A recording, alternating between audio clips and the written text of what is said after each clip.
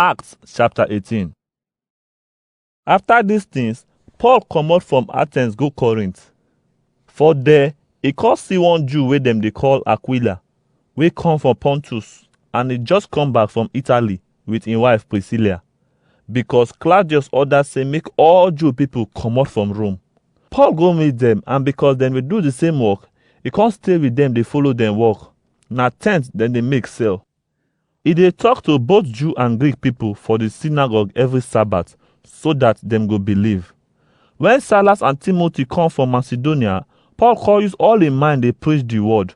Dey bear witness give the Jews say na Jesus be the Christ.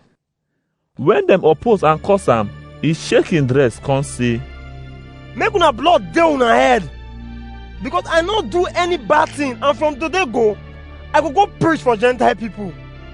Then Paul comot for the synagogue go Titus Justus house. The man na Gentile wey dey worship God, and him house dey near the synagogue. Crispus, the oga for the synagogue, and him family, plus many Corinth people wey hear about Jesus Christ, believe and dem come baptize them. Jesus come tell Paul for vision for night, "Make you not quiet because of fear, but make you open your mouth dey talk. I dey for your side, and nobody go fit do you anything, because I get plenty people for this town." So he stayed there for 1 year and 6 months, dey teach the people God word. When Gallio dey rule for Achaia, Jew people join together attack Paul, come carry am go the judgment seat. Dem say, "This man dey bribe people to worship God, and that thing dey against our law." But just as Paul wan start to talk, Gallio come tell the Jew people say, "If na because of one offense or serious wayo, I for lis ten to una complain.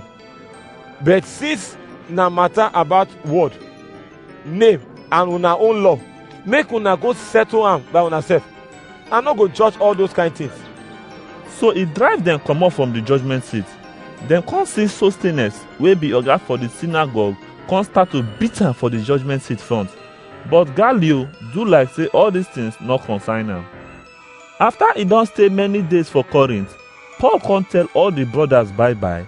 Then he enter ship go Syria, and Priscilla and Aquila follow am go. For Cenchrea, he come cut the hair because he make vow.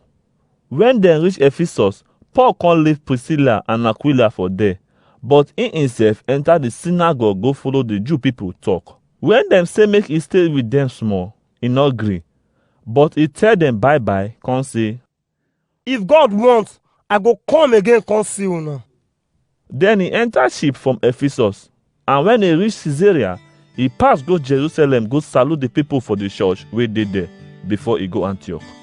After he don stay small for there, Paul comot come travel pass all the area wey dey Galatia and Phrygia, dey encourage all the disciples.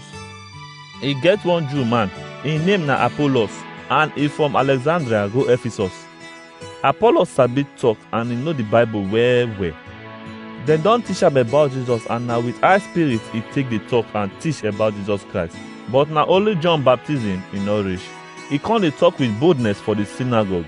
But when Priscilla and Aquila hear am dey talk, dem call am go corner come explain God word give am well well. When Apollos wan cross go Achaia, the brothers encourage am come give am letter make he give the disciples, so that dem go welcome am.